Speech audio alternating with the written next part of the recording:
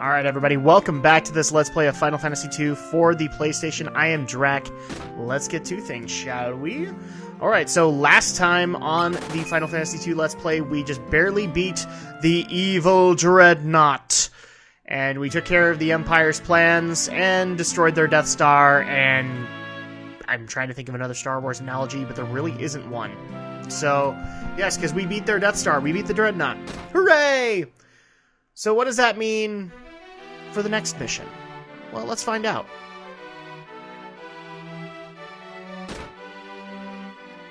Oh, looks like nobody's in here, so we gotta try and find where everybody is. Oh, and here's Mindu with the king.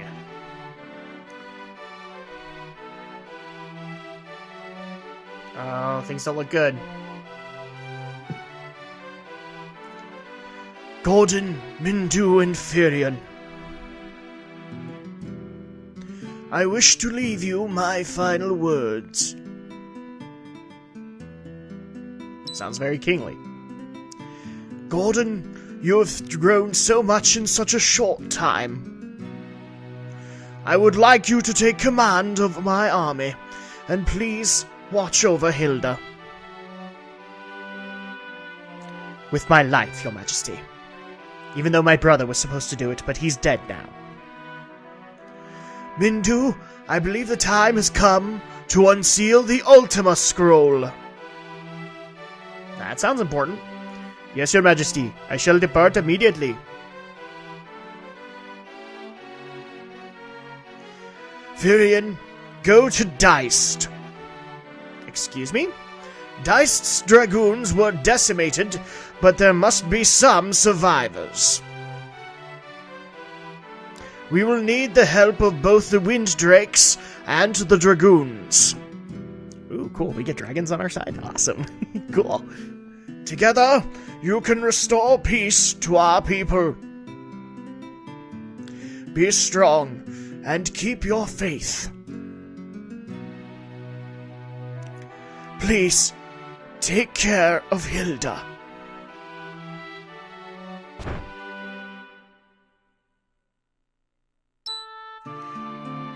And with the music, Your Majesty!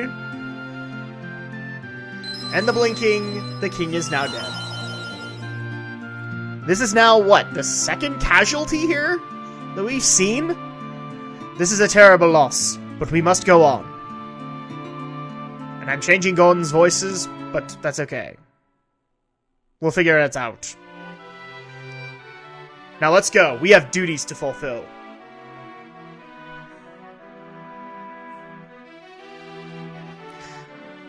I will say, though, that one of the themes I do like from this game is this Altair theme for the Rebellion. It's a really good, uplifting song. Alright, it looks like Gordon is now taking the other throne. When the Emperor invaded Deist, people only thought of it as only a minor skirmish. But his aim was to exterminate the Dragoons. Alright, well, now we have a new term. So, Dragoons.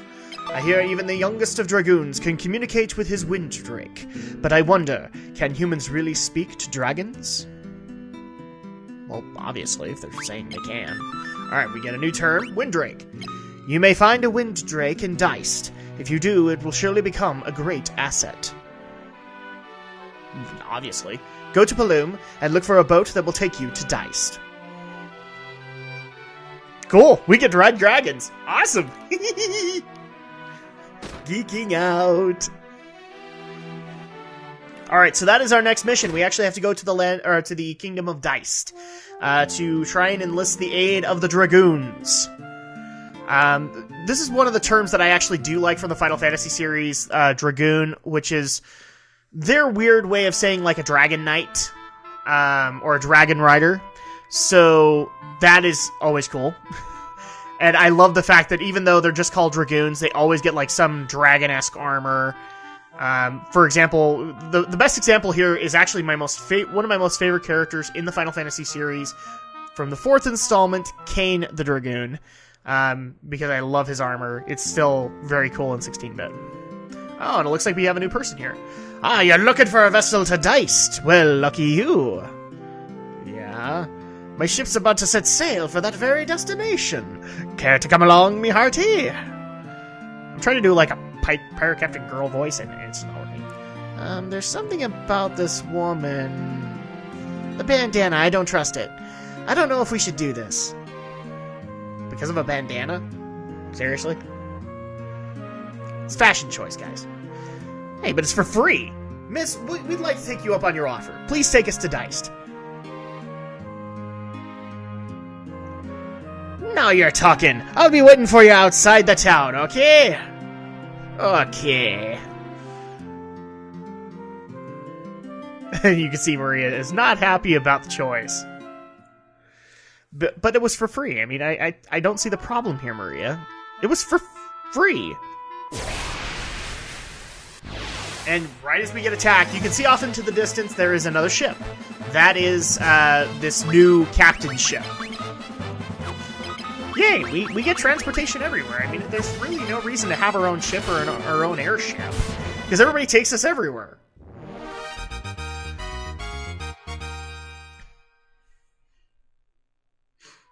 Alright, so let's go ahead and head over to the ship. Oh, well, it's moving kind of slowly. That's not cool. It's going to take a while, isn't it? Oh, boy.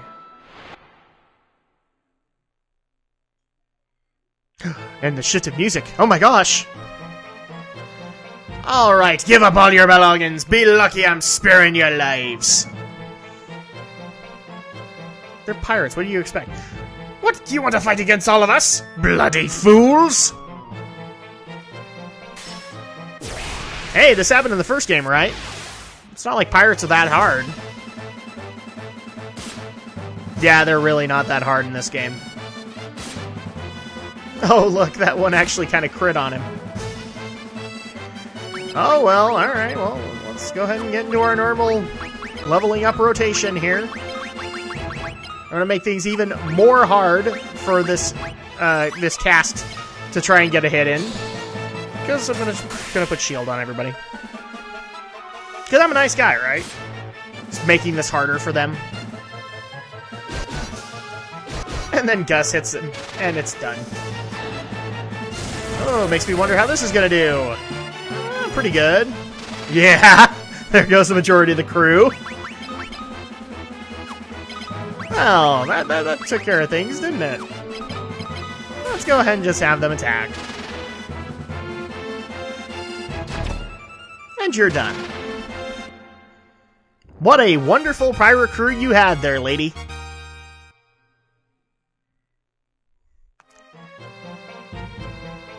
Alright, you got us now. Do whatever you want.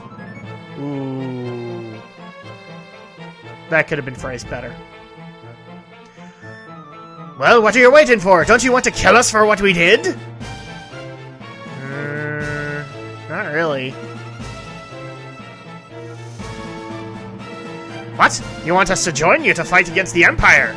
With rogues like us? I'm not really agreeing with this choice either, but hey, it's a ship. Alright, fellas, to your posts! Buddy will go anywhere in this world with ya. And if people hadn't already figured it out by now, this is how you get the ship in Final Fantasy II. So, and also we get a new party member for those who didn't notice. Gordon has left the party because he's got other authority to, or other roles to fulfill. So now we have our new party member, Layla, who is actually one of the better characters to get in the game and sticks with you for a good portion of it. Now, you can use the ship, but just like in the first game, you are restricted to ports. You can't just park your ship anywhere. You have to park it at a port. Which I do like. You know, I do like it when games actually do set a restriction, like you can only park at a port, or you can only park at a beach, because that makes sense with a boat. And I don't care about the fact that we're bringing out the canoe whenever we want, because that's not going to last that long. I think this is actually one of the last games that gives us a canoe. That was a gimmick that was not all the way through to the end. I think the third one actually had a canoe too, but I think that's the last one.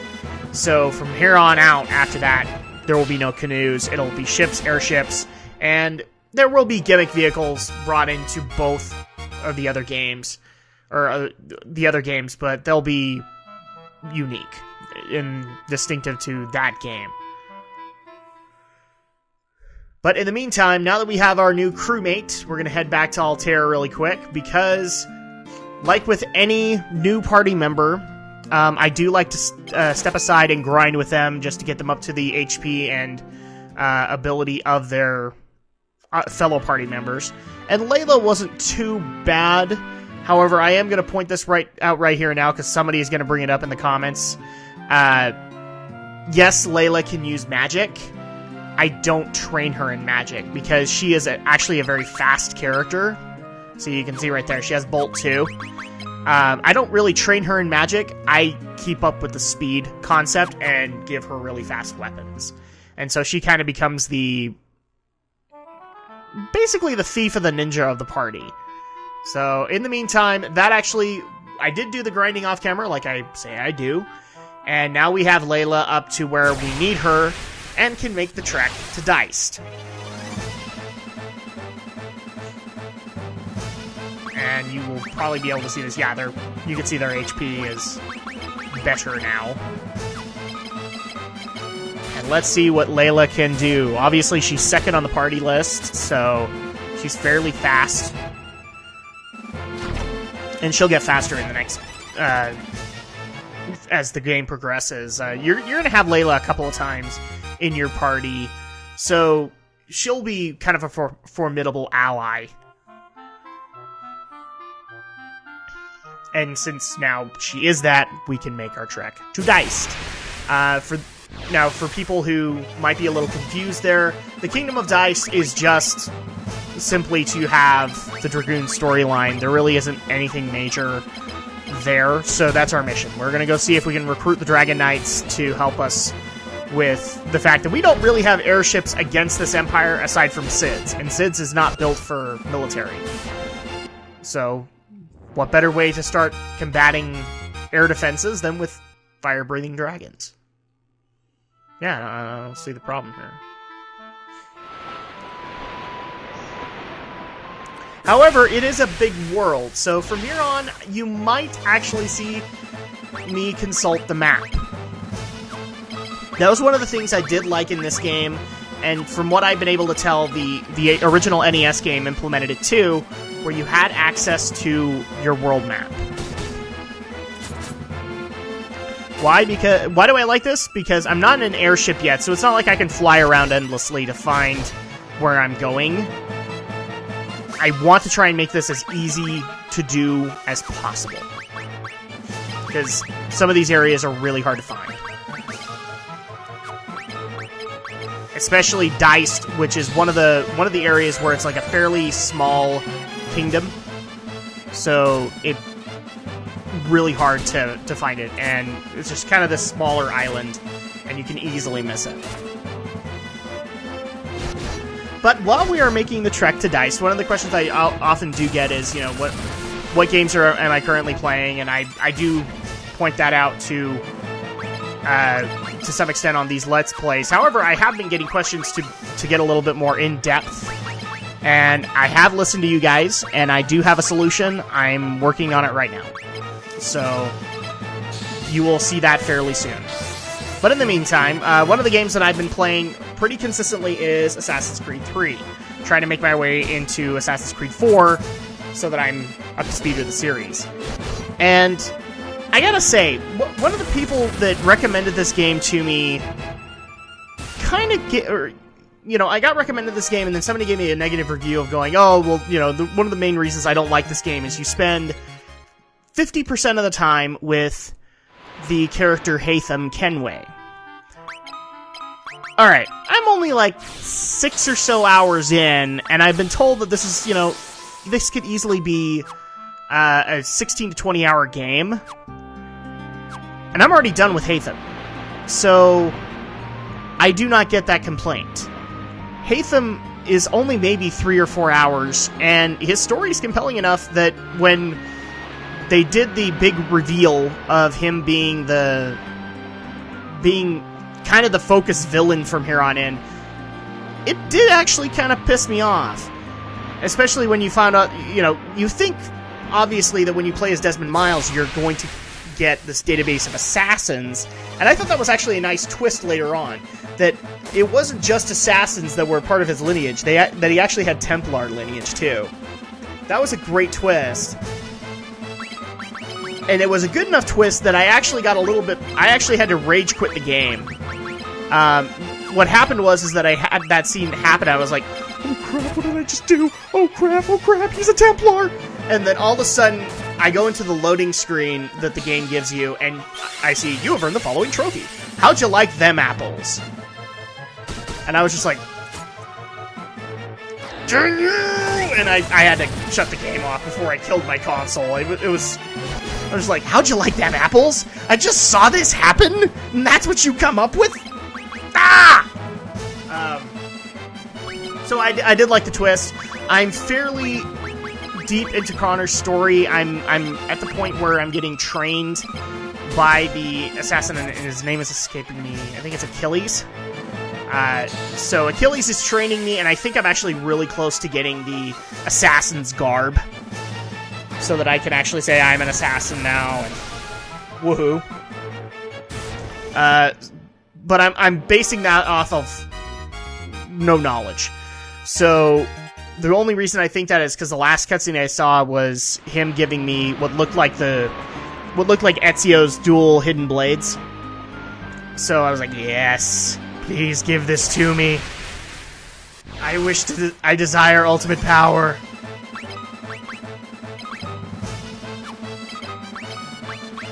But I do like, one of the things I do like about this game is, not only does it move faster, but one of the things I was kind of worried about is, you're going to America, and at this point in time, there aren't cities, or that many cities, and the cities aren't that large.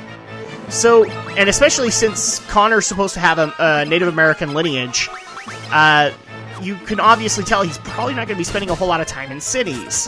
How are they going to do the wilderness? Is it just going to work like the city, or is there going to be unique concepts there? And hands off, you know, I clap my hands to Ubisoft. I like the fact that how they handled nature, and the fact that platforming in the trees in the forest is way different than platforming in the city, like in Boston. So, I'm applauding them for that. I also love the whole concept of trying to teach you air assassinations and hunting with Connor, to give you kind of that authentic feel of Connor being his own kind of assassin. So yeah, I was totally excited, and I'm liking Connor as a character thus far. And it's kind of weird too, because I'm starting, as I start to like Connor, I'm really not liking Desmond. I think Desmond's a little bit of a whiner now. Alright, and actually I did get that wrong. I thought you could only park in ports, and no, that's not the case. You can park on the island, and it just so happens that we've arrived in the Kingdom of Deist. Yay, we had great ship talk there. Oh, look, a little kid. Go back! Don't come near! Well, that's kind of rude. I'm gonna tell Mommy! Tell her what? I just walked into a castle! Oh, wait. We've got a lot of broken pillars here. Oh, no. Oh, boy. It seems my son is being a nuisance. Please pardon him. Please tell me you're not the only people here. My husband was a Dragoon, but he was killed by the Imperials. Only my son and I survived. Seriously? You're the last two? In the room behind us is the last Windrake. It has been trying to speak to us, but I cannot understand it. Crap! Every Dragoon carries a special pendant. I've heard one was lost in the cavern north of here, only a couple of levels down. With that pendant, we could speak with the Windrake. Would you mind looking for it? So, no dragons, no dragoons. Dang you, Empire. I wanted to ride my freaking dragon. Curses, foil again. The Dragoons fought gallantly, but the battle turned against them when the Emperor poisoned the Windrake's drinking water. Woo! All the drakes died one by one, and the dragoons, without their drakes, lost their edge in battle. Wow, this game pulled a Kefka before Kefka existed. And yeah, we're just going through the terms right now to see what we have. The dragoons fought gallantly, yeah. There really isn't much to get from these two. But obviously, since it is Deist Castle, we can get some of the treasure here, and they're not really going to care. But they have kind of set up the next thing. I thought you were stupid Imperial soldiers! I'm glad you aren't! Do we really look like that? When I get older, I'm going to become a Dragoon like Daddy! Alright, we'll go. The Windraken is inside this room, but Mommy says it's dying. Tell me it's not. Oh, we don't know that. So let's go ahead and take a look inside. And here's the Windrake. Arg. See? This Let's Play has been sponsored by Joss Whedon. Arg. I always loved his little trademark thing that came up, especially since we have a return of it with Agents of S.H.I.E.L.D. Arg. Alright, so now that we've kind of been set towards our next goal, since the Dragoons aren't here, the Dragoons actually require a pendant to speak to the Windrakes, and we need their help. So, she's saying that there's a possibility in the cave to the north, there is a pendant that's been lost. So if we can get that, we can bring it back and talk to the Windrake and ask for its help. I don't know how much help it's going to be, because it's dying, but we'll find out.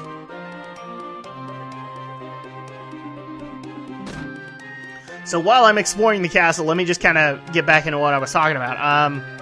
So I really do like Connor's gameplay, and I do like Connor as a character. However, Desmond, I'm not liking so much after Brotherhood and Revelations. Well, I liked him in Brotherhood, but ever since the whole accident at the end, or I'm going to call it an accident, because that's what it kind of was. It was not Desmond's will to do it. The ending of Brotherhood was kind of a dick move by the First Civilization to help Desmond. But since then, Desmond's been kind of a dick to everybody.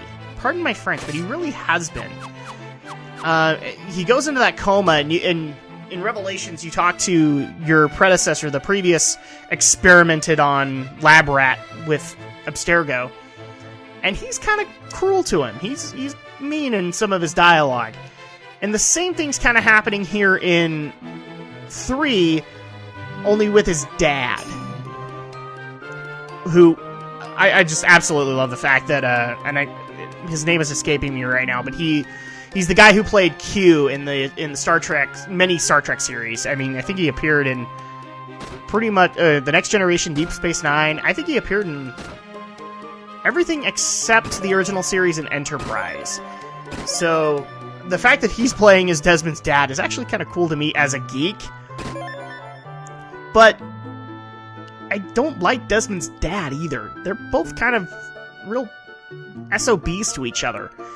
And it's frustrating because occasionally, like, after I'm done with a big game session, I get out of the Animus because I want to hear some of the dialogue from Desmond and a couple of the others. You know, not forgetting that there is actually a person outside of the Animus. And the dialogue is interesting to listen to, however, like I said, everybody's been kind of cruel to each other, especially after the events of Brotherhood. But yeah, so I'm enjoying the game still. We'll see what I think of later events. But in the meantime, we're actually out of time on this part. So next time, we're actually going to go up to the cave to grab the pendant and speak to the Windrake.